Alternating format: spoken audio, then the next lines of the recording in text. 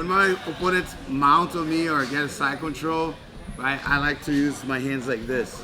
Okay, I don't cross like this, right? It's like this. So you fold your arm like this.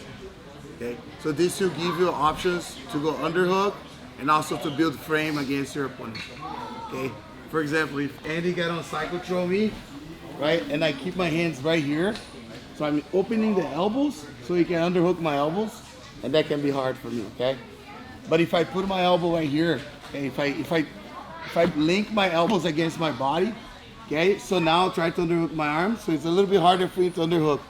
Okay, and it's easier for me to underhook him. Okay, so you have to build frames. Of course, you have to build frames. So you can build a frame under him with this frame right here with this right arm, and also under the neck. But every time you're doing this too much for a long time, your opponent can start getting the underhooks. Okay, so you have the option to frame, like pushing and take your elbows off your body, or to extend your arm and just underhook his arm. Okay, just like that. On mount position, go mount position. It's the same. So if I'm here and I keep my hands on my neck, you see that I'm giving the elbow to Andy. Andy can underhook my elbows. Okay. But if I fold my arm like this, okay, and I bring my elbows against my body here, try to underhook my arms right now, it's a little bit harder for him. Especially if I start like moving side to side, he has to put the hands on the floor, or he's gonna hug my head. Okay, so if Andy hugs my head, of course, there's one side that I have to turn. So I cannot go this way, right? Because it's blocking me, so I have to turn towards my left in this case, okay? And then from here, look, I have this arm, okay, my right arm, which is gonna be my top arm against his waist, okay? The whole frame against his waist. So I turn, and now look, my elbow goes in. And then look, this leg right here cannot be on top of his leg. It needs to be extended, okay? Right inside of his foot, okay?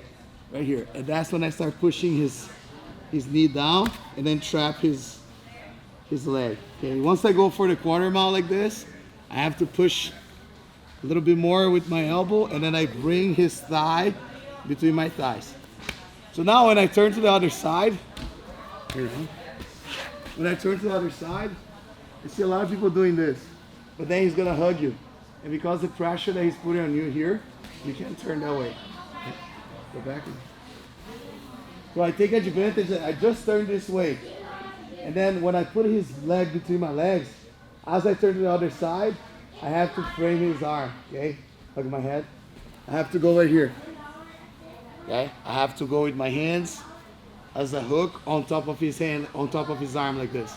So now I prevent my opponent from hugging my head, okay? So now I turn sideways, okay, face towards him. I can either go with the knee shield. If I have the outside leg free, I go knee shield. Or I can step with my outside leg over his thigh. So now I have the inside leg free, so I escape my hip. And then I bring him as a hook start like this, and I close guard, okay? So that's the warm-up. So my opponent will mount on me. As he mounts, I'm not gonna be with my hands like this. Okay, I have to keep my forearms against his waist. Okay, just like that. Andy's gonna hug me.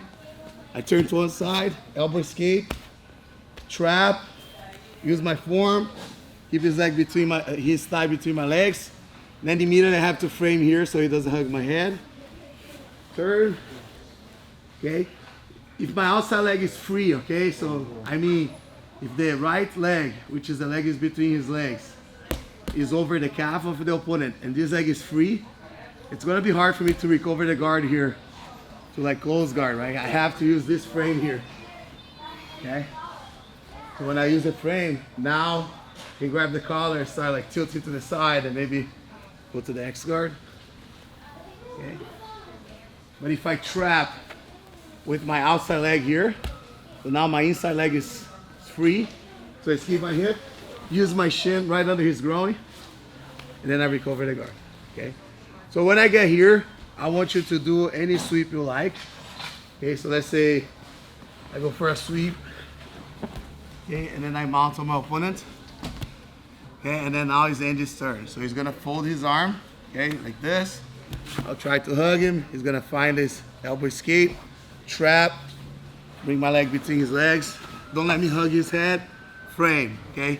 Either with the outside leg as a frame here, or the inside leg goes underneath like this, okay? And then he closes the guard. Now he sweep me as well, okay? Boom. And now it's my turn. Just go over and over like this. Okay, always using the elbow escape. We call this elbow escape. Okay? Always keep your elbows as close as you can to your body, okay, towards your body. So don't let this space here happen, because that's when your opponent underhook you. And that's the biggest mistake. Like sometimes, let's say he start getting the collar grip, right? And then people start doing this. And then he's gonna underhook my arm right now. Okay, go back.